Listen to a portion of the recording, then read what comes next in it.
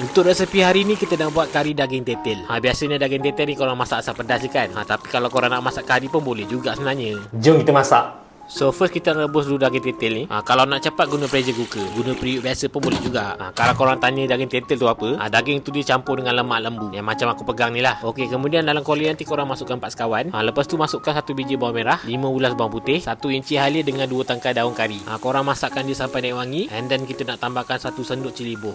Untuk rempah kari hari ni aku gunakan daripada Mak Siti.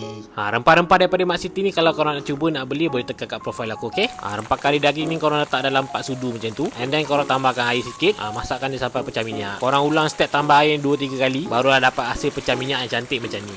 Dah elok pecah minyak tu, bolehlah kita masuk daging tetel yang kita rebus tadi. Lepas tu air rebusan tu pun korang tambahkan juga. Korang letak tu jangan banyak sangat, nanti cair pula kari tu. And then aku tambahkan potongan kentang dan juga telur rebus. Kalau korang tak nak letak telur tu pun boleh je. Lepas tu aku tambahkan asam jawa ekstra ni untuk bagi masam-masam sikit kita punya kari ni. Korang masakkan kentang tu sampai empuk. Lepas tu bolehlah kita masukkan santan ni sikit. Lepas tu korang adjustkan perasa dia, dan last kali aku tambahkan potongan cili. Korang didihkan kejap, dah siap dah kita punya kari daging tetel. Lauk ni kalau korang nak makan dengan nasi panas-panas bersuap ada sambal bacang pun sedap juga kan. Kalau korang nak buat cicah dengan roti jala pun sedap juga. Aku kalau makan daging tetel ni memang suka bagai lemak ni, tapi tak boleh makan selalu, nanti hospital kirim salam.